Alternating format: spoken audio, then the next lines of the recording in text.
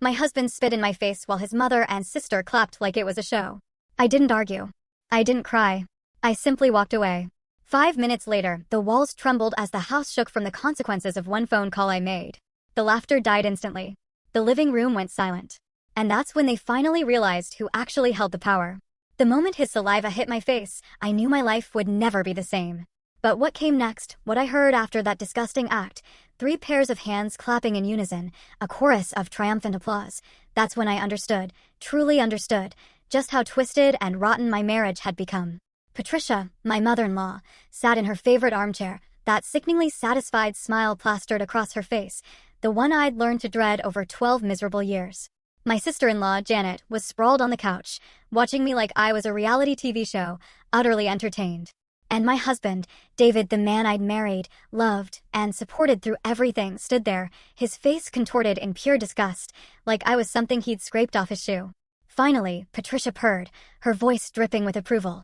Finally, someone put her in her place. The argument? Honestly, it was so trivial I can barely remember. Something about dinner plans, or maybe their dry cleaning. These days, everything I did was wrong. Too slow, too fast, too loud, too quiet. According to them, I even breathed wrong. And then, without warning, without escalation, David just walked over and spit directly in my face. It was pure, calculated humiliation. The wetness ran down my cheek, and I just stood there, frozen.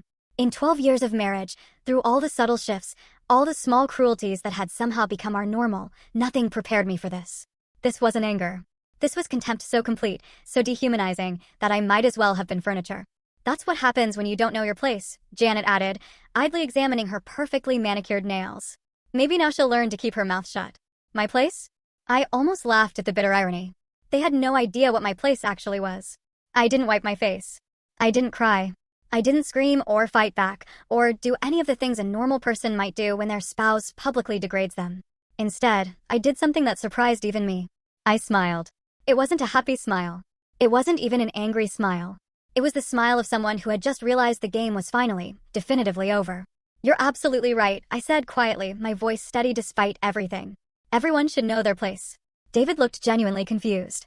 This wasn't the reaction he'd expected. He was used to my tears, my apologies, my desperate attempts to smooth things over and restore peace. For months, every confrontation had ended with me backing down, accepting blame, promising to do better. But that woman, the one who apologized for existing, who made herself smaller and smaller to accommodate their growing cruelty, she had died the moment his saliva hit my face. I turned and walked toward the kitchen, feeling their eyes burning into my back. Behind me, I could hear their hushed whispers, probably already planning their next move in this twisted game they'd been playing with my life.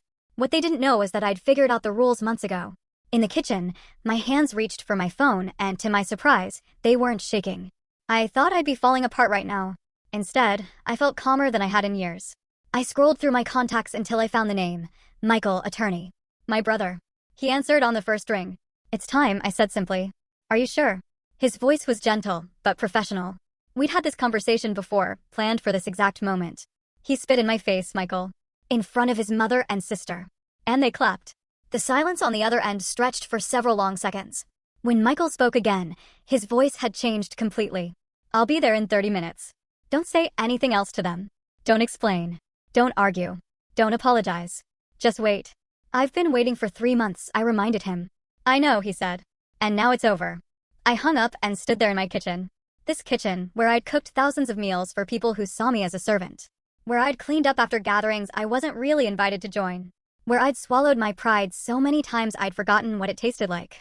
The house was eerily quiet now. No more whispered conversations from the living room. No more satisfied laughter. Just silence. I walked back towards the living room, and that's when I saw them. All 3 of them were standing in the hallway, faces pale, staring at me like they'd seen a ghost. Who did you call? David's voice had lost all its earlier bravado. I didn't answer. I just walked past them to the front window and looked out at the street. A black sedan was already pulling into our driveway. Sarah. Patricia's voice was sharp now, laced with worry. Who did you call? I turned to face them. And for the first time in months, I felt like myself again. Not the diminished version I'd become, but the woman I used to be. The woman who had opinions and boundaries and the strength to enforce them. I called someone who knows exactly where everyone's place is, I said. The doorbell rang, and the sound seemed to echo through the house like thunder. David, Patricia, and Janet all looked toward the door, then back at me, then at each other. For the first time since I'd known them, they looked utterly uncertain. The doorbell rang again, more insistently. "Aren't you going to answer it?" I asked pleasantly. "It's your house, after all." David moved toward the door with reluctant steps, like a man walking toward his own execution. When he opened it, Michael stepped inside, briefcase in hand, wearing the kind of expression that had made him one of the most feared divorce attorneys in the state. "Good evening," he said, his voice cutting through the silence like a blade. "I'm Michael Peterson, and I represent Mrs. Sarah Peterson. I have some documents that require your immediate attention." The transformation in the room was instantaneous. Patricia, who had been so confident and smug just moments before, seemed to shrink into herself. Janet's face went completely white. And David, my husband, who had just humiliated me, spit in my face like I was nothing, looked like he was about to be sick. "Documents," he managed to croak. Michael opened his briefcase with deliberate precision. "Divorce papers, restraining order, and a few other items that I think will be of particular interest to everyone here." He handed David a thick stack of papers, then turned to Patricia and Janet, giving them each their own sets of documents. "Ladies," he said with cold politeness, "you're also named in several of these proceedings." The silence that followed was so complete, I could hear the kitchen clock ticking from 3 rooms away. This was the moment I'd been working toward for 3 months, ever since I'd finally admitted to myself that my marriage wasn't just troubled. It was abusive. Not physically abusive, though tonight had crossed even that line. But emotionally, systematically, deliberately abusive. They had spent years breaking me down, making me question my own worth, my own sanity, my own right to exist in spaces they deemed theirs. What they didn't know was that for the past 3 months, I'd been documenting everything. Every cruel comment, every manipulation, every time they'd isolated me from friends or made decisions about our shared life without consulting me. I'd recorded conversations, saved text messages, and built a case that would ensure I never had to apologize for breathing again. Michael looked around the room with the quiet satisfaction of a man who'd just delivered exactly the kind of justice his client deserved. "Mrs. Peterson," he said, turning to me. "Shall we discuss the timeline for your transition to your new living arrangements?" I nodded, not trusting my voice just yet. 3 months of planning, 3 months of secret meetings and careful documentation, 3 months of pretending to be the same broken woman they thought they'd created. And it had all led to this moment. Behind me, I could hear David frantically flipping through pages, his breathing getting faster and more panicked with each document he read. Patricia was clutching her papers like they might disappear if she let go. Janet was just staring at her set, her mouth opening and closing like a fish out of water. "There must be some mistake," David finally said, his voice high and desperate. "Sarah wouldn't. She couldn't." "Oh, but she did," Michael replied smoothly. "Mrs. Peterson has been quite thorough in her preparations. I think you'll find everything is very much in order." I looked at the 3 people who had made my life a misery, who had convinced me I was worthless, who had celebrated my humiliation just minutes before. They looked so small now, so powerless. And for the first time in years, I felt like I could breathe again. The next morning, I woke up in a hotel room for the first time in 12 years. The sheets were crisp and white, untouched by the weight of someone else's expectations. For a moment, before memory crashed back, I felt peaceful. Then I remembered David's face when Michael had handed him those papers. The way his hands had trembled as he read through document after document, each one more damaging than the last. The way Patricia had sunk deeper into her chair with every page she turned. The way Janet had gone completely silent, her usual stream of cutting remarks dried up like a poisoned well. My phone buzzed with texts I didn't bother to read. I knew what they said: apologies, explanations, promises that things would be different. The same lies I'd been hearing for years, just delivered with more desperation. Michael had instructed me not to respond to any contact from them. "Let them sweat," he'd said as he drove me to the hotel last night. "Let them wonder exactly how much you know and how much evidence you have." The truth was, I had more than they could possibly imagine. It had started 4 months ago, with a phone call meant for David. A woman's voice, breathy and intimate, asking if Danny was coming over tonight because her husband was working late again. When I told her she had the wrong number, she'd laughed. "Oh, is this the wife?" she'd said. How embarrassing. That single moment shattered the last of my illusions about my marriage. Not because David was having an affair, somewhere deep down, I think I'd always known, but because of how the woman had spoken about me. Like I was a joke. Like I was something to be pitted and dismissed. I'd hung up without saying another word. But something fundamental had shifted inside me. For the first time in years, I got angry. Really, truly angry. Not the quiet resentment I'd been carrying, but a clean, bright fury that cut through all the fog of self-doubt they'd created around me. That night, while David slept beside me, probably dreaming about his affair, I'd made a decision. I was going to find out everything. Every lie, every manipulation, every cruel calculation that had brought me to this point. And then I was going to use that knowledge to take back my life. The investigation had been easier than I'd expected. David was sloppy, overconfident. He kept his phone unlocked around me because he'd trained me so well not to question him about anything. His computer password was our wedding anniversary, a detail that would have been touching if he weren't using that computer to coordinate his betrayal. What I found in his digital life made me physically sick. Not just the affair, though that was devastating enough, but the conversations with his mother and sister, planning ways to make me more manageable. The jokes about my appearance, my intelligence, my worth as a human being. The casual cruelty of people who saw me as an inconvenience to be tolerated rather than a person to be loved. There were text threads going back years where they strategized about isolating me from my friends. Patricia had actually written out a plan for making me financially dependent on them, suggesting David discourage me from working and then use money as a weapon to control my behavior. "She's too independent," Patricia had texted Janet. "We need to make her understand that her comfort depends entirely on keeping us happy." Janet's response had been even worse. "Don't worry, Mom. A few more years of this and she'll be so broken down she won't even remember who she used to be." Reading those words had felt like dying and being reborn at the same time. The part of me that still hoped for reconciliation, that still made excuses for their behavior, had died instantly. But something stronger had taken its place, a determination to prove them wrong about everything. I'd called Michael that same night. My brother had always been protective of me, but he'd also respected my marriage enough not to interfere. When I told him what I discovered, the silence on the phone had stretched so long I thought the call had dropped. "Sarah," he'd finally said, his voice thick with emotion. "How long has this been going on?" "Years," I'd admitted. But I think I was too close to see it clearly. I kept thinking, if I just tried harder, if I just became whatever they wanted me to be. "This isn't your fault," he'd said firmly. "None of this is your fault. But we're going to make sure they face consequences for what they've done." Michael connected me with a discreet private investigator who specialized in domestic cases. Within weeks, we had documented everything. The affair, which turned out to involve a married neighbor named Rebecca whose husband traveled frequently for work. The financial manipulation, including credit cards Patricia had opened in my name without my knowledge.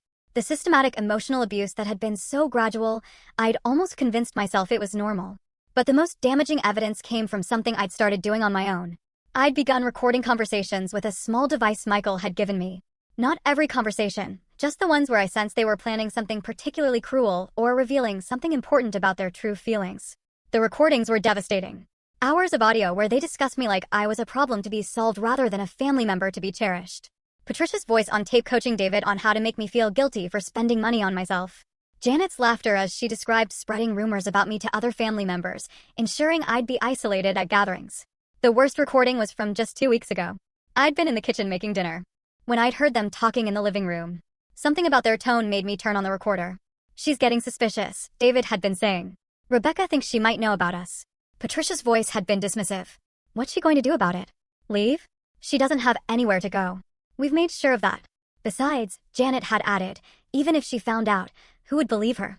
We've spent years making sure everyone knows how unstable she is, how jealous and paranoid she gets." They had been planning my discrediting before I'd even discovered the affair. They had been preparing to gaslight me, to make me question my own sanity, to ensure that even if I found proof of their betrayal, no one would take my side. But they had underestimated me. Or rather, they had underestimated who I used to be before they'd spent years trying to erase that person. I was Sarah Peterson, sister to one of the state's most successful divorce attorneys. I had a master's degree in psychology, which meant I understood exactly what they'd been doing to me and how to document it properly. I had friends they didn't know about, resources they'd never bothered to investigate, and a strength they'd assumed they'd completely destroyed. Most importantly, I had something they'd never expected me to develop: patience. For 3 months, I'd continued to play the role of the broken, submissive wife while methodically building a case that would destroy them. I'd smiled and apologized and made dinner and pretended everything was normal while secretly recording their cruelty and documenting their crimes. The hardest part hadn't been gathering evidence. It had been pretending that nothing had changed, continuing to let them hurt me while I waited for the right moment to strike back. Every insult I'd absorbed, every humiliation I'd endured, every time I'd bitten my tongue when they treated me like garbage, it had all been in service of this moment. My phone rang, interrupting my thoughts. Michael's name appeared on the screen. "How are you holding up?" he asked when I answered. "Better than I expected," I said, and realized it was true. Despite everything, despite the end of my marriage and the destruction of what I thought was my family, I felt lighter than I had in years. Good, because they're already trying to retaliate. David called my office at 6 this morning, claiming you've had a mental breakdown and demanding we return his stolen property. I laughed. Actually laughed. Stolen property? Apparently, he considers your evidence gathering to be theft. He's also claiming you've been having an affair, which is rich considering the circumstances. Let me guess. Patricia's idea. Probably. She called 20 minutes after David did, suggesting we could all sit down and work this out like reasonable adults. She seems to think this is some kind of marital spat that can be smoothed over with the right conversation. The delusion was almost impressive. Even faced with documented evidence of their systematic abuse, they still couldn't accept that their actions had consequences. What happens next? I asked.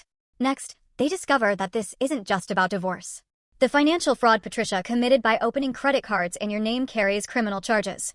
The harassment campaign they conducted against you could constitute intentional infliction of emotional distress. And David's affair with a woman whose husband is a prominent local businessman might have some interesting social consequences. My stomach clenched with something that might have been guilt. Michael, I don't want to destroy them. I just want them to leave me alone. Sarah. His voice was gentle but firm. They spent years trying to destroy you. Systematically. Deliberately. Cruelly. They celebrated your humiliation. They planned your emotional breakdown. They stole from you, lied about you, and turned your own marriage into a weapon against you. He was right. I knew he was right. But 12 years of conditioning don't disappear overnight. The choice is yours, Michael continued. We can settle this quietly with generous terms for you and minimal consequences for them. Or we can let them face the full legal and social ramifications of their actions, but you need to decide before they realize how much trouble they're actually in. Through the hotel window, I could see the city waking up. People heading to work, to school, to lives that made sense. Normal lives where spouses didn't spit in each other's faces, where mothers didn't plot against their sons' wives, where families functioned with basic respect and human decency. I wanted that life. I wanted to be one of those people walking purposefully down the sidewalk, heading towards something good instead of running away from something terrible. What would the quiet settlement look like? I asked. Generous divorce terms, the house, most of the assets, and binding agreements that they'll have no contact with you going forward. They avoid criminal charges and public embarrassment. You get your freedom and financial security. And the alternative? Full prosecution, public exposure of the affair, the financial fraud, the systematic abuse. They could face jail time, bankruptcy, complete social destruction. I closed my eyes and tried to imagine David in jail, Patricia facing criminal charges, Janet's perfect reputation in ruins. 3 months ago, the thought would have horrified me. But that was before I'd listened to hours of recordings where they laughed about my suffering. I need to hear one of the recordings again, I said suddenly. Please, Michael. I need to remember exactly who they really are. Michael was quiet for a moment. Then I heard the sound of him typing. Seconds later, my phone buzzed with an audio file. I pressed play and heard my own voice first, asking if anyone wanted more coffee. Then Patricia's response. Asterisk, she's so desperate to please, isn't she? Like a dog begging for scraps. Asterisk, Janet's laughter. Asterisk, at least dogs are useful. Asterisk, David's voice, cold and dismissive. Asterisk, sometimes I wonder what I ever saw in her. She's gotten so pathetic over the years. Asterisk, you saw a doormat, Patricia had replied. And that's exactly what we turned her into. I turned off the recording and sat in the silence of my hotel room. These were the people who had pretended to love me, who had stood at my wedding and promised to cherish me as family. These were the people who had systematically destroyed my self-worth while making me grateful for the privilege. When I called Michael back, my voice was steady and clear. I want them to face the full consequences, I said. All of them. The war was just beginning. 3 days after the divorce papers were served, David showed up at my hotel. I was sitting in the lobby with my coffee, watching the morning news, when I saw him through the glass doors. He looked terrible, unshaven, wrinkled clothes, the kind of desperate dishevelment that comes from not sleeping for days. The hotel staff tried to stop him, but his voice carried across the marble floor as he demanded to see his wife. Former wife, I corrected silently. The papers had been very clear about that. Sarah, please. He was 10 feet away from me, close enough that I could see the red rims around his eyes. We need to talk. I looked at him over my coffee cup. This man I'd shared a bed with for 12 years. I felt nothing. Not anger, not sadness, not even the faint echo of love. Just a mild curiosity about what he thought he could possibly say that would matter now. Simply. He glanced around the busy lobby, apparently expecting privacy for whatever performance he planned. When I didn't move, he reluctantly took the chair across from me. This has gotten out of hand, he began, using the same tone he'd once used to explain why I was overreacting to his mother's latest cruelty. I know we've had our problems. A divorce, criminal charges, Sarah. This is insane. I took another sip of coffee. Which part seems insane to you? The part where you spit in my face? Or the part where you and your family spent years systematically destroying my self-worth while laughing about it behind my back? His face flushed. Those recordings, you can't use those. Recording people without their consent is illegal. Patricia had clearly done some research and fed him this line. Actually, I said, almost smiling, in this state, only one party needs to consent to a recording. Since I was present for every conversation I recorded, they're perfectly legal. The color drained from his face. You planned this. All of it. You've been planning to destroy me. No, David. I planned to save myself. There's a difference. He leaned forward. For a moment, I saw a flash of the man I'd fallen in love with so many years ago. Before his mother had convinced him that loving me was a weakness. Before he'd learned that cruelty could be disguised as strength. Sarah, I know I've made mistakes. We all have, but we're family. Families work through problems together. They don't destroy each other in court. Family, I repeated the word like it was foreign. David, do you remember what your mother said when she found out I'd had a miscarriage 3 years ago? His eyes darted away from mine. Of course, he remembered. She said it was probably for the best, since I'd probably just raised another weakling anyway. And you, my husband, the father of that lost baby, you just sat there and nodded. Mom was upset. Your mother was cruel, and you enabled her cruelty because it was easier than standing up for your wife. I set down my coffee cup. That's when I should have left. But I stayed because I thought families work through problems together. I thought if I just tried harder, loved you more, made myself smaller, eventually you'd choose me over her. David was quiet for a long moment. When he spoke again, his voice was softer. I did love you, Sarah. I still do. No, I said firmly. You loved having someone to blame for everything wrong in your life. You loved having someone who would absorb your mother's poison, so you didn't have to deal with her yourself. You loved having a scapegoat. That's not true. I pulled out my phone and opened the audio app. Would you like me to play the recording from last month where you told your mother that you sometimes wonder if you'd be happier if I just disappeared? Or maybe the one where Janet suggested you could probably get me committed if I became too much trouble. He went completely still. You don't have a recording of that. But I did, and we both knew it. I'd been in the bathroom when that particular conversation happened, and I'd left the recorder on the coffee table. The audio quality was perfect. David, let me make something very clear to you. For 3 months, I documented everything. Every conversation, every text message, every email. I have recordings of your mother coaching you on how to gaslight me. I have evidence of the credit card she opened in my name. I have proof of your affair, including hotel receipts and photos Rebecca sent you that I found on your phone. His hands were shaking now. Sarah, if this gets out, my job, my reputation, you should have thought of that before you decided to humiliate me in front of your family. I was angry. I said things I didn't mean. I did things I regret. But destroying my entire life isn't going to fix anything. I studied his face, looking for any sign of genuine remorse, any acknowledgement of the years of pain he'd caused. What I saw instead was the same selfish panic I'd seen the night Michael served the papers. He wasn't sorry for what he'd done to me. He was sorry he was facing consequences. Your life isn't destroyed, David. It's just finally being exposed for what it really is. My phone buzzed with a text from Michael. Asterisk Rebecca's husband found out about the affair. He's filing for divorce, too. Might want to stay away from social media for a while. Asterisk, I showed the message to David, watching his face go ashen. Oh, God, he whispered. Paul knows. Paul Richardson was a prominent local businessman. The kind of man whose social circle overlapped significantly with David's professional network.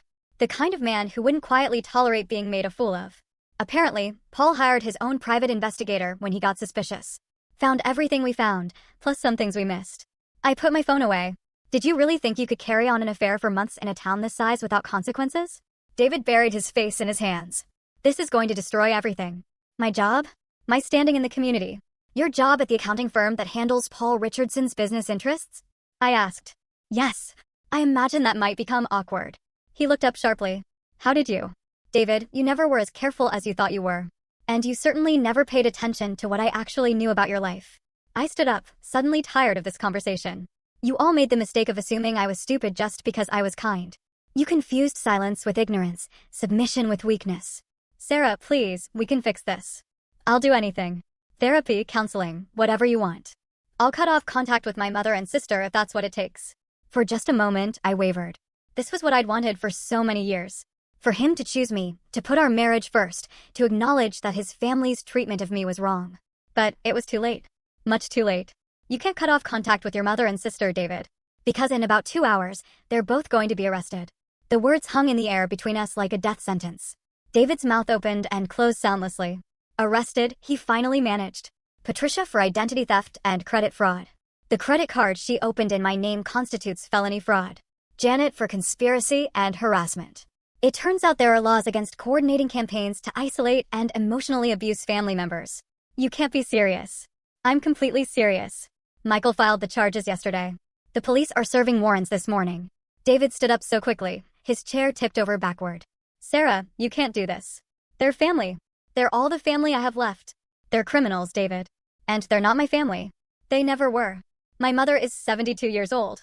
You want to send a 72-year-old woman to jail. I want a 72-year-old woman to face consequences for her actions. Age doesn't excuse cruelty. And it certainly doesn't excuse fraud. He was pacing now, running his hands through his hair. There has to be some way to fix this. I'll pay back the money.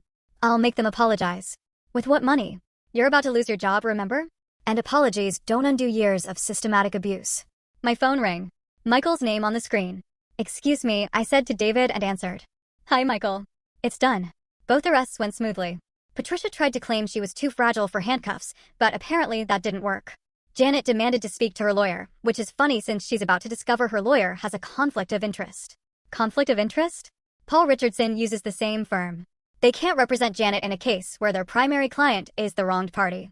I looked at David, who was watching me with desperate eyes, trying to read my expression. Thank you, I told Michael. I'll call you later. When I hung up, David was staring at me like I was a stranger. It's done, I said simply. Sarah, please no. The word came out harder than I'd intended. No more pleasing. No more begging. No more making excuses for people who never showed me an ounce of genuine respect. I picked up my purse and started toward the elevator. Where are you going? David called after me. To see my lawyer. We have a lot of paperwork to finalize. Sarah, wait. What about us? What about our marriage? 12 years can't just disappear because of one mistake. I stopped and turned back to him. He was standing in the middle of the hotel lobby, looking lost and broken and utterly bewildered by the collapse of the world he'd built on my suffering. One mistake. I said quietly. David, spitting in my face wasn't a mistake. It was the inevitable result of 12 years of treating me like I didn't matter. It was what you'd always wanted to do, and you finally worked up the courage to do it. That's not true. Yes, it is. And deep down, you know it is. Just like you know that your mother and sister are getting exactly what they deserve. Just like you know that Paul Richardson has every right to destroy your career over what you did to his marriage. I turned back toward the elevator, then paused. You want to know the truth, David? The real truth about our marriage. The elevator doors opened and I stepped inside. I stopped loving you 2 years ago. The night you laughed when your mother called me pathetic. The night you agreed with her that I was lucky anyone would have me. I died a little that night, and I've been dying a little more every day since. As the doors began to close, I looked him straight in the eye. But I'm not dying anymore. For the first time in years, I'm finally alive. As the elevator carried me away from the wreckage of my marriage, I felt something I hadn't experienced in so long I'd almost forgotten what it was. I felt free. The last thing I saw was David standing alone in the lobby, surrounded by strangers, finally understanding what it felt like to be abandoned by the people who were supposed to love him. It was a lesson he should have learned a long time ago. 2 weeks after Patricia and Janet's arrests, I was sorting through the belongings I'd retrieved from the house when my doorbell rang. I'd finally found a small apartment across town. Nothing fancy, but it was mine, and that made it beautiful. Through the peephole, I saw a woman I recognized but had never actually met, Rebecca Martinez, David's affair partner. She was younger than I'd expected from the photos on his phone, probably early 30s, with a kind of polished appearance that came from having both time and money to maintain it. I almost didn't answer. What could she possibly want to say to me? But curiosity won out. Mrs. Peterson? Her voice was softer than I'd imagined. Hesitant. I'm Rebecca Martinez. I think we need to talk. I opened the door but didn't invite her in. I can't imagine what we'd have to discuss. She looked nervous, fidgeting with her purse strap. I know you probably hate me, and you have every right to, but there are things about David, about the whole situation, that you don't know. Things I think you deserve to hear. Against my better judgment, I stepped aside and let her enter. She took in my sparse apartment with guilty eyes, probably realizing that while she'd been playing house with my husband, I'd been displaced from the home I'd lived in for over a decade. I brought you something, she said, pulling a manila envelope from her purse. Photos, text messages, evidence that might help your case. I took the envelope, but didn't open it immediately. Why would you help me? You're the one who destroyed my marriage. Rebecca's face crumpled. No, I'm not. That's what I came to tell you. I didn't destroy your marriage, Mrs. Peterson. David did. And he destroyed mine, too. She sat down heavily on my couch, looking suddenly much older than her years.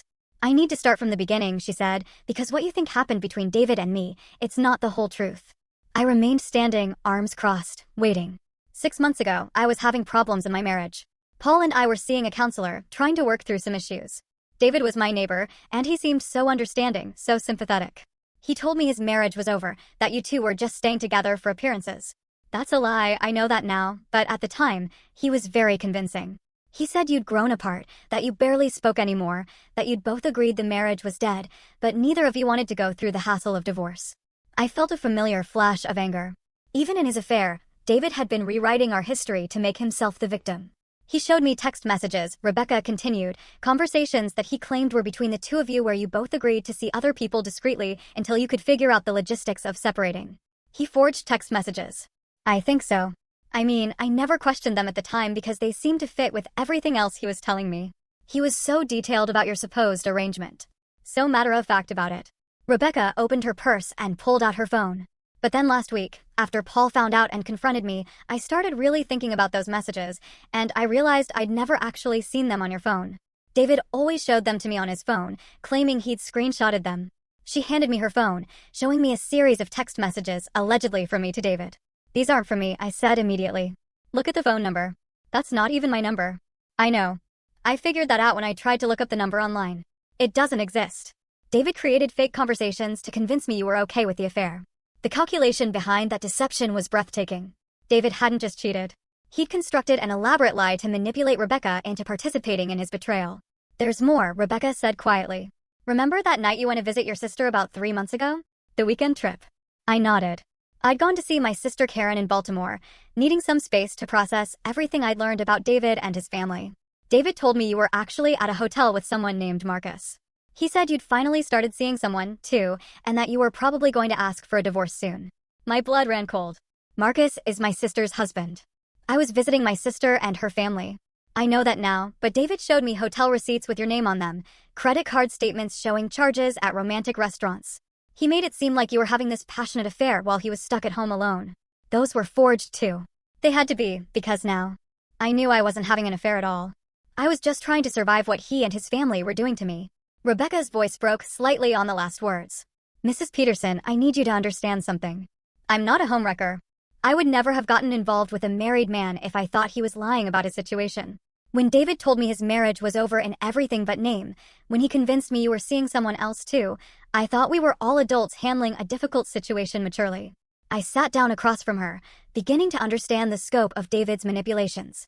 How did you find out the truth? After Paul confronted me, I started questioning everything. I hired my own investigator, not to investigate you, but to investigate David, to find out how much of what he told me was real. She pulled out the manila envelope I'd set aside. It's all in there. Evidence that David has been running similar cons on other women for years. Before me, there was someone named Amanda. Before Amanda, there was Jennifer. Always married women having problems in their relationships. Always women he could convince that everyone involved was okay with the arrangement. I opened the envelope with shaking hands. Inside were photographs, printed emails, and what looked like a detailed investigative report. David is a serial cheater, Mrs. Peterson. And more than that, he's a serial manipulator. He specifically targets women who are vulnerable, tells them elaborate lies about his marriage, and convinces them they're not doing anything wrong. The first photo in the stack showed David with a woman I didn't recognize, clearly taken at some kind of social event. They looked comfortable together. Intimate. That's Amanda Carlisle, Rebecca explained. She's married to a businessman who travels frequently. David convinced her that you knew about their relationship and approved of it. When her husband found out and threatened to expose everything, David simply vanished from her life and moved on to the next target. How many women? My investigator found evidence of at least 5 serious affairs over the past 8 years. Probably more casual ones that didn't leave as much of a paper trail. 8 years. I thought I'd been in a troubled marriage for the past few years, dealing with increasing hostility from David and his family. But the truth was, I'd been married to a stranger, a predator who used women's vulnerabilities against them while systematically destroying his wife's self-worth at home. Why are you telling me this? I asked. Why help me? Rebecca was quiet for a long moment. Because David destroyed my marriage too. Paul is filing for divorce, and he's making sure everyone in our social circle knows what I did. My reputation is ruined. My children are ashamed of me, and I'm going to lose half of everything I have. She wiped her eyes with the back of her hand. But the worst part isn't the social consequences or the financial cost. The worst part is knowing that I helped him hurt you, that I was part of the system he used to justify treating you like garbage. I looked through more of the photographs. David with different women, always looking relaxed and happy in a way I rarely saw at home. There's something else, Rebecca said. Something about his mother and sister that you need to know. What about them? They knew about all of it. My investigator found text messages between David and Patricia where she's actually coaching him on how to manage multiple relationships. She was helping him keep track of his lies. The room seemed to spin around me. Patricia knew about your affair. She knew about all the affairs. She encouraged them. There are messages where she's telling David that having other women will help him keep you in line because you'll be too insecure and jealous to make demands on him. I thought about all the times Patricia had made subtle comments about my appearance, my desirability, my worthiness as a wife. Comments designed to make me feel like I should be grateful that David stayed with me at all. Janet was involved, too, Rebecca continued. She helped David create fake social media profiles to communicate with his targets. She was the one who came up with the story about you having an affair with Marcus. The systematic nature of their conspiracy was overwhelming. It wasn't just that they'd been cruel to me. They'd been actively working to destroy my sanity and self-worth while enabling David's betrayals. Mrs. Peterson, I know this doesn't fix anything. I know I can't undo the damage that's been done to your life or mine, but I wanted you to know that what happened to you wasn't random cruelty or a marriage that just went wrong. It was deliberate, calculated psychological warfare. I set down the photographs, my hands trembling. They planned all of it, I said quietly. The isolation, the gaslighting, the affairs. They turned my marriage into a weapon against me. Yes, and they've been doing it for years. Probably to every woman David has ever been with. Seriously, my investigator thinks Patricia might have had similar arrangements with David's father before he died. There are hints in some old family letters that suggest a pattern going back decades. The thought that this might be generational, that Patricia had perhaps orchestrated similar psychological torture against other women in her family, made me physically sick. What are you going to do now? I asked. I'm going to testify in your divorce proceedings if your lawyer wants me to.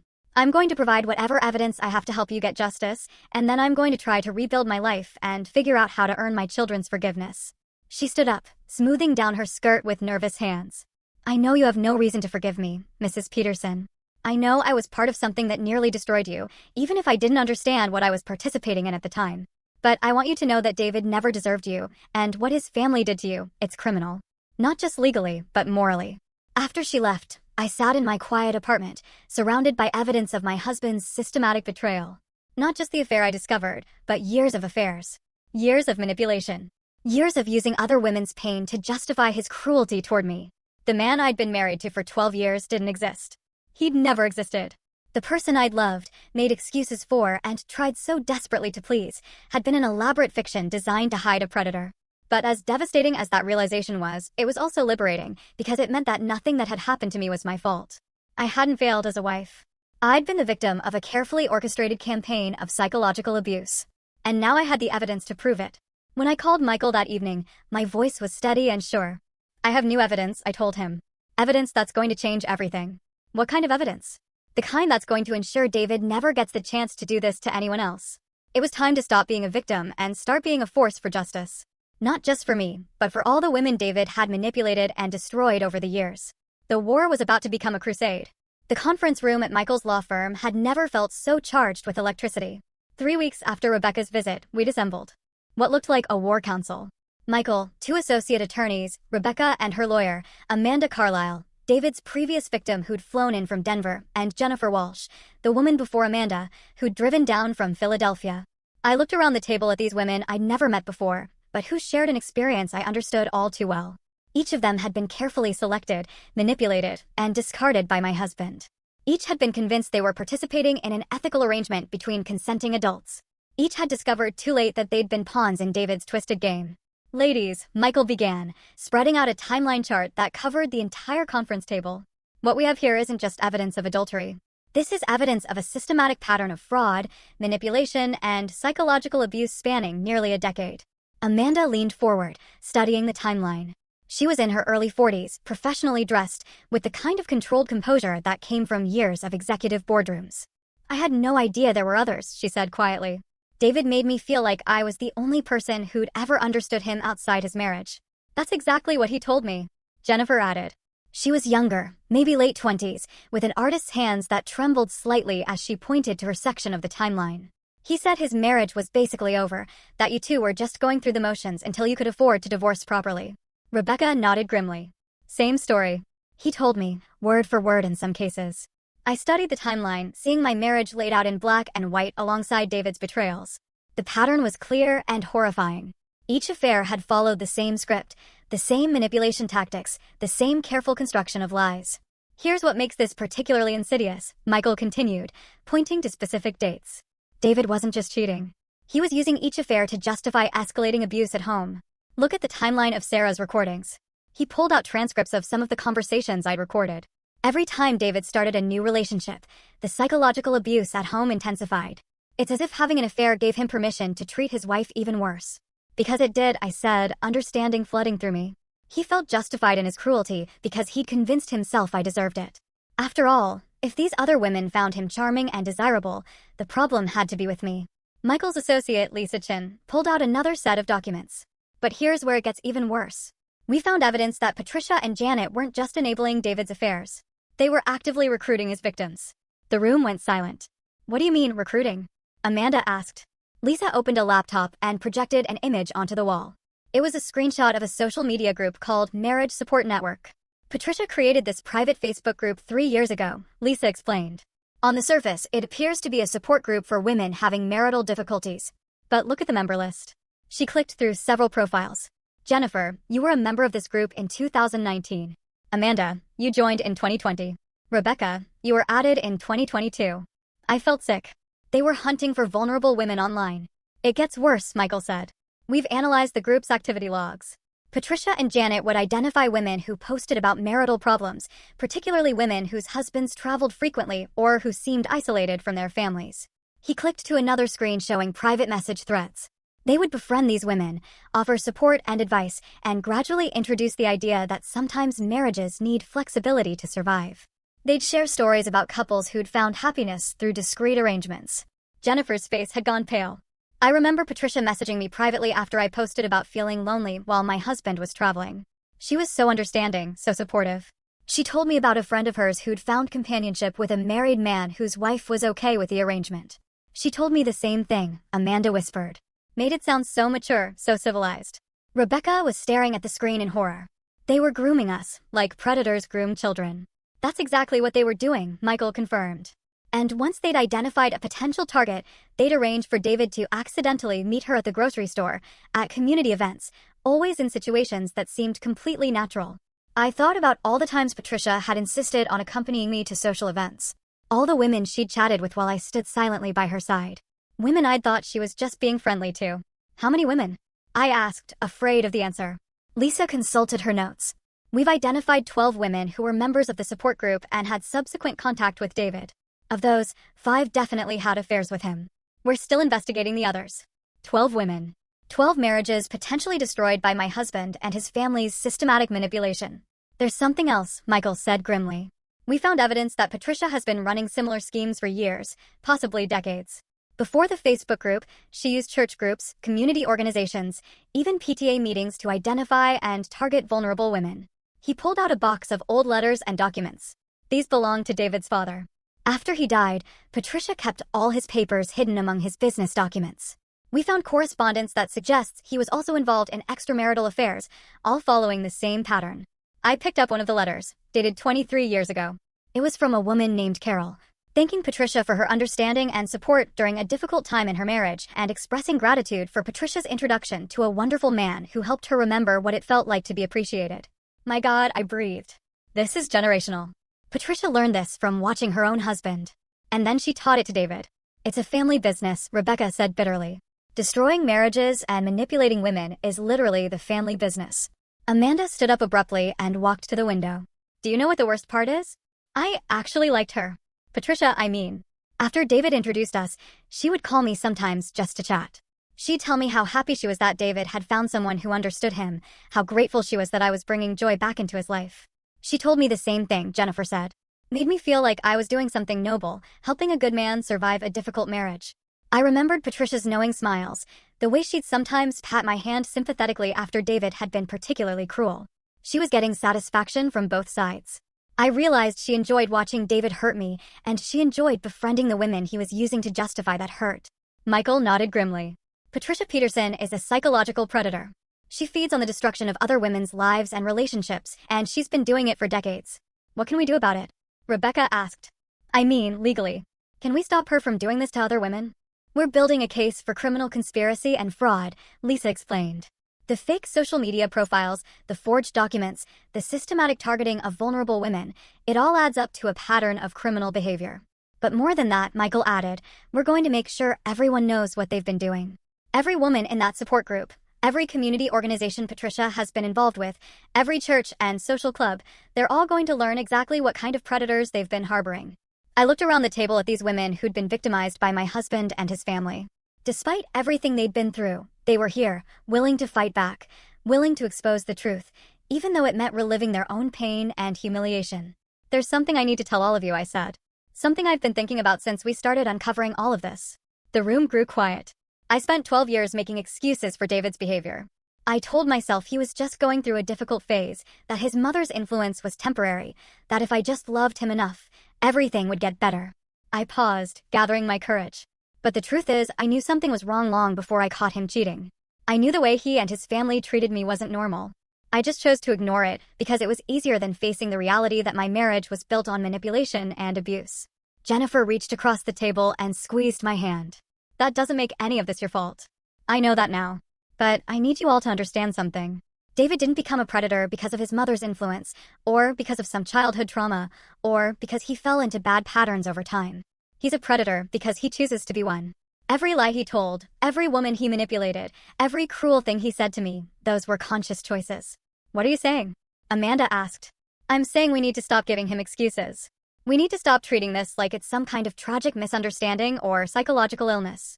David Peterson is a calculating predator who systematically destroys women's lives for his own entertainment, and he needs to face consequences that match the severity of his crimes. Michael smiled proudly. That's exactly the approach we're taking.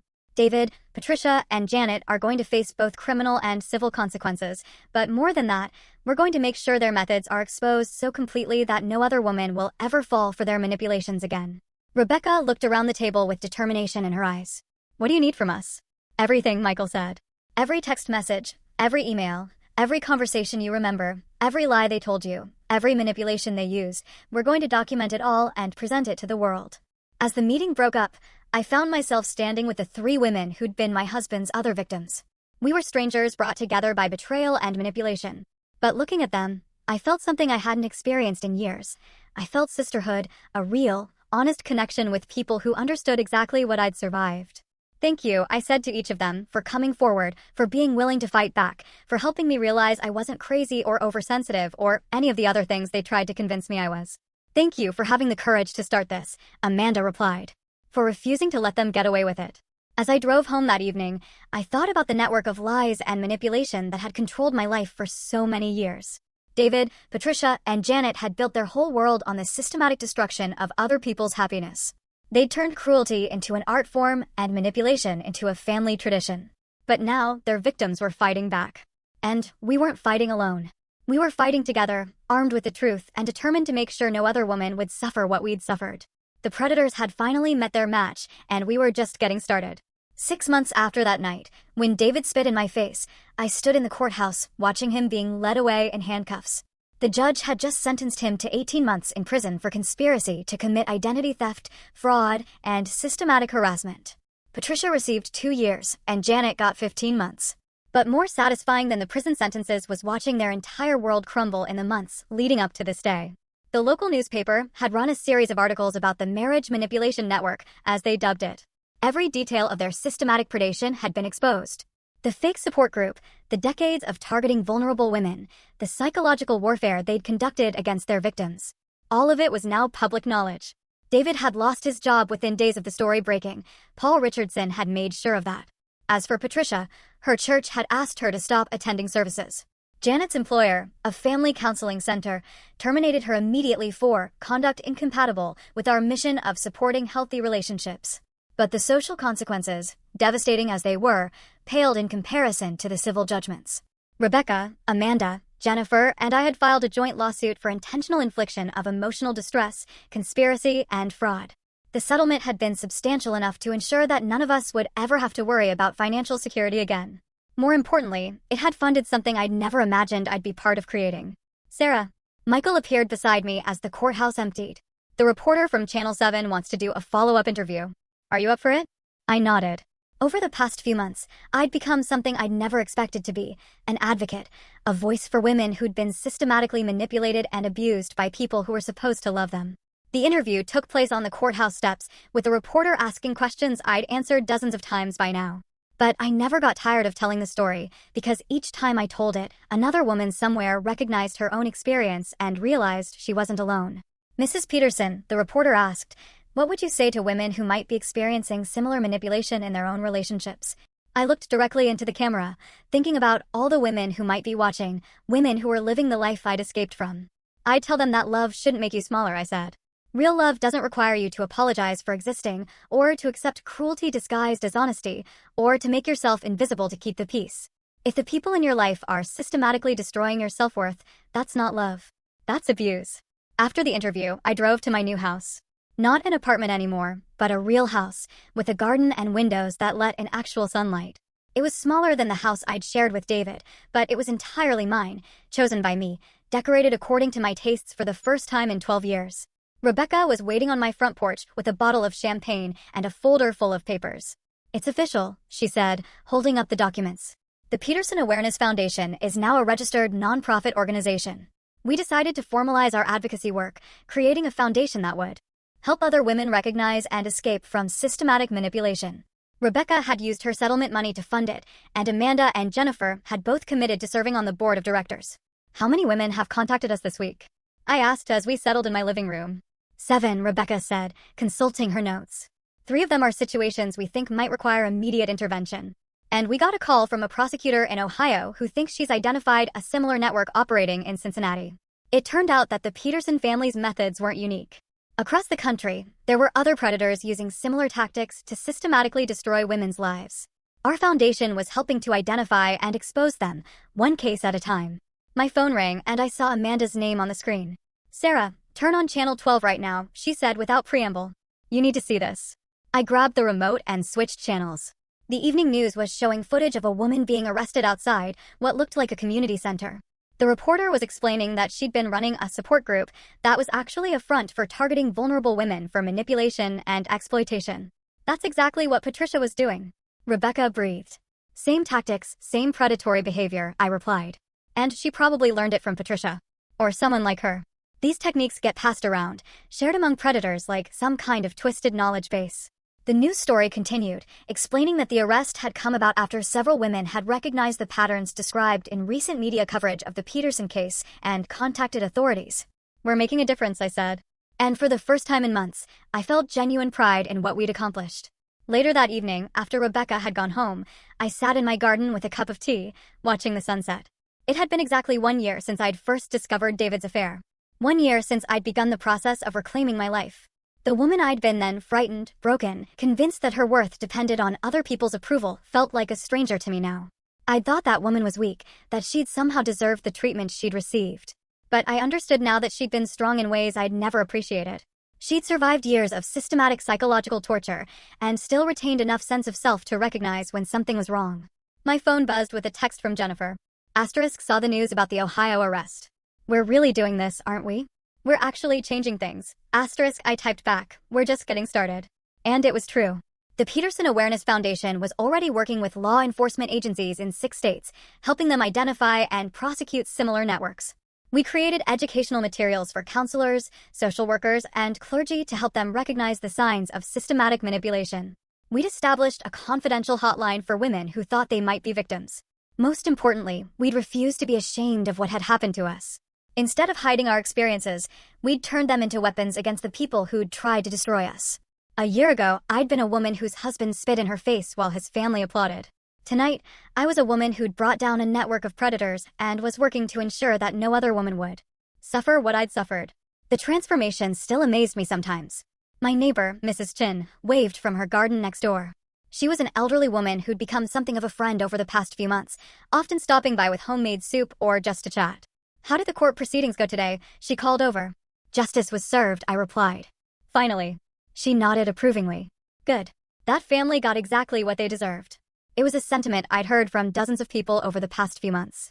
Far from being ostracized for exposing David's crimes, I'd found myself embraced by a community that was horrified by what the Peterson family had been doing in their midst. The women from Patricia's church had reached out to apologize for not recognizing what was happening.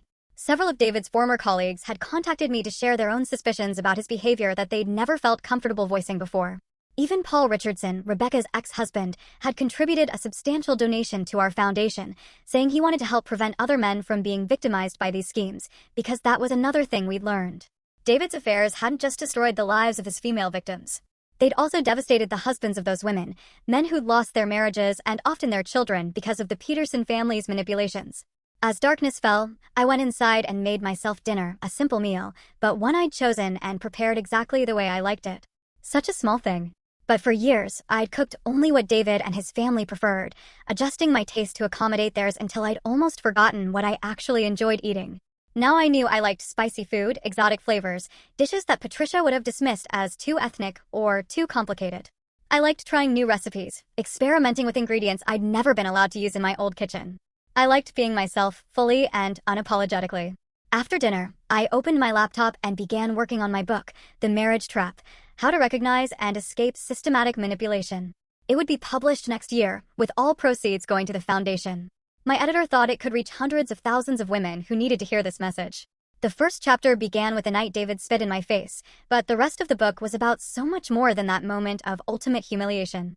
It was about the years of subtle conditioning that had led to that moment, the systematic erosion of my self-worth, the careful isolation from friends and family, the gradual rewriting of reality that had made me question my own perceptions. Most importantly, it was about the process of fighting back, the months of secret preparation, the careful documentation of abuse, the building of a support network, the legal battle, and finally, the creation of something positive from the wreckage of my marriage. As I wrote, I thought about all the women who would read these words. Women who were living in situations similar to what I'd escaped from. Women who'd been convinced they were crazy, oversensitive, or impossible to please. Women who'd lost themselves so completely they weren't sure who they were anymore. I wanted them to know what I'd learned. That they weren't crazy, that their perceptions were accurate, that they deserved better. I wanted them to understand that love shouldn't hurt, that family shouldn't be a weapon, that they had the right to exist without apologizing for taking up space. And I wanted them to know that if they were ready to fight back, they wouldn't be fighting alone. At midnight, I closed the laptop and prepared for bed and a conference call with our board of directors about expanding our services. But tonight, I was just Sarah Peterson, a woman who'd reclaimed her life from people who tried to steal it. A woman who'd turned her pain into purpose, her victimization into victory. As I turned off the lights and settled into my own bed in my own house, I thought about that night 6 months ago when I'd walked away from David's saliva on my face. I'd had no idea then what I was walking toward. I was walking toward freedom, toward purpose, toward a life where I mattered, where my voice was heard, where my existence was celebrated rather than merely tolerated. I was walking toward myself. And I'd never been happier to arrive.